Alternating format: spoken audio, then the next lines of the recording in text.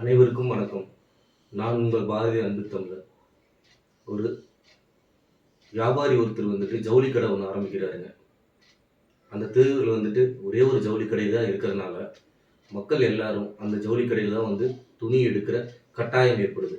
அதனால் அந்த துணி கடைக்காரர் பெரிய செல்வந்தர் ஆகிறார். அதே தெருக்கடையில் ஒருத்தர் சின்ன கடை ஒன்று ஆரம்பிக்கிறார்.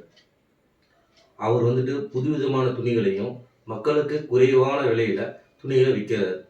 இதனால் பெரும்பணியரோட துணிக்கடையில் விற்கிற துணிகளோட அளவு கம்மியாயிருதுங்க. இதனால் அவர் கோவப்பட்டு என்ன பண்ணுறாரு அப்படின்னா, கடையை நல்லா பெருசு பண்ணுறாரு. விலையுயர்ந்த துணிமணிகளை வாங்கி வைக்கிறாரு. சினிமாக்காரர்கள் கூட்டிகிட்டு கடையை டெவலப் பண்ணுறாருங்க. ஆனால் சிறிய கடை வச்சிருக்கிறவர் மக்களுக்கு தேவையான துணிமணிகளை மட்டும் விற்றுட்டு குறைவான விலையில் விற்கிறாரு.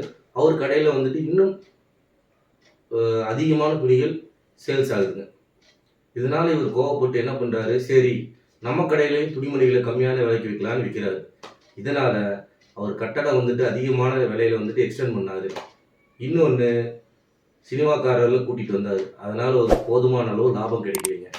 இதனால் அவர் கோவப்பட்டு என்ன பண்ணுறாரு, அந்த சிறிய கடைக்காரர் கடை இருக்கிறதுனால தானே நம்ம கடை சேல்ஸ் ஆக மாட்டேங்குது, அதனால் அவர் ஏதாவது பண்ணலான்னு சொல்லிட்டு அறிவை இழந்து விடுறாரு.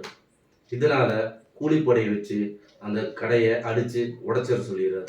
இதனால் கூலிப்படைக்காரர்கள் என்ன பண்ணுறாங்க, அந்த கடையை அடித்து உடைத்து தீ வச்சிடுறாங்க. இதனால் என்ன பண்ணுறாங்க, அந்த சிறு தொழிலாளி போலீஸிடம் போய் இந்த மாதிரி என் கடைக்கு இப்படி ஆயிடுச்சு அப்படின்னு போய் சொல்கிறாரு. இதனால் போலீஸ்காரர் என்ன பண்ணுறாங்க, அந்த கூலிப்படையை பிடிச்சி யார் என்ன பண்ணாங்க அப்படின்னு கேட்கும்போது அவங்க அந்த பெரிய கடைக்காரரை சொல்கிறாங்க. இதனால் பெரிய கடைக்காரர்களோட கடையை மூடி சீல் வைக்கிறாங்க. சிறு கடைக்காரர் இன்சூரன்ஸ் செஞ்சதுனால அவரோட கடையை மறுபடியும் திறந்து லாபத்தில் முன்னாடி நிற்கிறார். இது எதுக்காக சொல்கிறேன்னா, பொறாமையால் நம்மகிட்ட வச்சிருக்கிற எல்லாத்தையுமே இழக்க நேரிடுங்க.